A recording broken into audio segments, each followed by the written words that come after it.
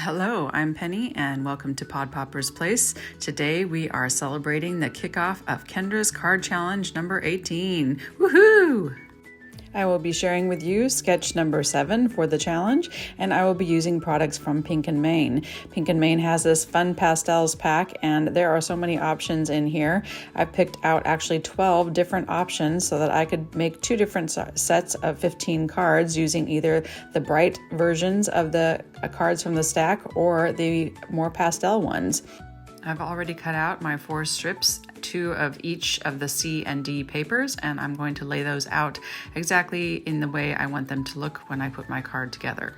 For my first idea, I got out some watercolor paper, which I haven't used very much, and I wanted to kind of give it an inky watercolor look, and so I just am using the blossoms from the stamp set and not any of the little critter images.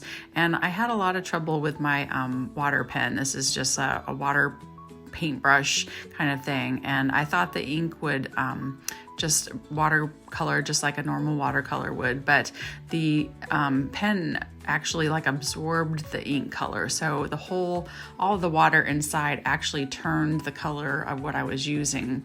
So I kind of had to squeeze it out in order to get any of the colored water to come out, so it just kind of came out in these giant blobs, and so I didn't really get to paint. It's just more that they just came out in these giant wet spots of color, and so I just kind of went with this kind of less precise watercolor technique that just just laying down color and trying to make it look somewhat pretty. So if there's a technique name that you have for this, you could put that in the comments. That would be awesome. My paper also had water or yellow in there. I wanted to add yellow, but it had gotten so wet that I wait to do that till later. And then I just used some of my extra ink that's inside of that pen and just squeezed it out on some watercolor paper, thinking that maybe I could use that for my sentiment strip area. So while that's drying, I decided, I don't know how that's going to turn out, so let me go with something different. So this is a Pink & Main set that's a digital stamp set, and what's fun is that you can size these up and down and make them whatever size you want. So I show you where I made the little thank you note really tiny, and you could put it in the little characters' hands like they're holding the little thank you note, or you can make it quite large and make it bigger than them. There's just, it's kind of fun with digital stamps how you can just kind of make it whatever size you want or whatever size you need for your project, and then print those out right at home. I added some ink to my bottom strip because it is going to be where the sentiment is, and I wanted it to stand out from the other purples that I am using of the same shade. And then I'm just going to run my die through that says thanks and glue down the center pieces of those on my mirror cardstock to just have that thanks kind of shine through that bottom strip. If this is the first time you've heard of Kendra's Card Challenges, I welcome you to the challenge, and I hope that you will join us. The challenge is a quarterly challenge, and it is where you take 6 sheets of 6x6 pattern paper and you cut them to the specified measurements that are available in the free PDF from Kendra, and then you create 15 unique cards. This time there's actually 18 cards, 18 for challenge 18, and then you will submit those to the InLinkz party for a chance to win some amazing prizes from our sponsors. You can find all of the details and the link to start the challenge at Kendra's initial video, where you can find out exactly how to put everything together and where you need to go to find out all the information. And that is all in the description box below.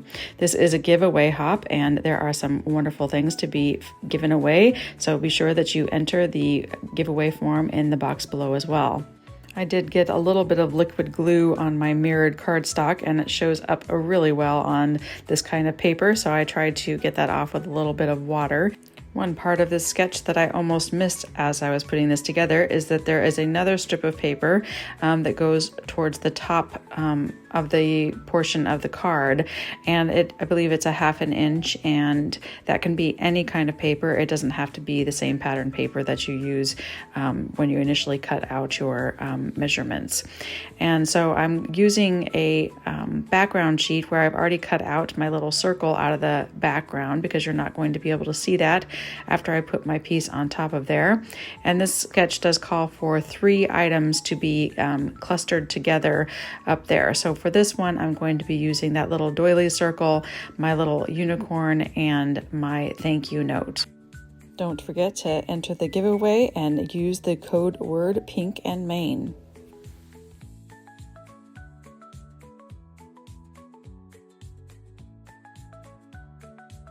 Sometimes after coloring with alcohol markers, you can find that the edges of your stamping or your digital images is no longer quite as bold and distinct as you would like. And so with the digital stamps, I just took a black marker and went around the edges just to make those nice dark lines really nice and crisp and clear again.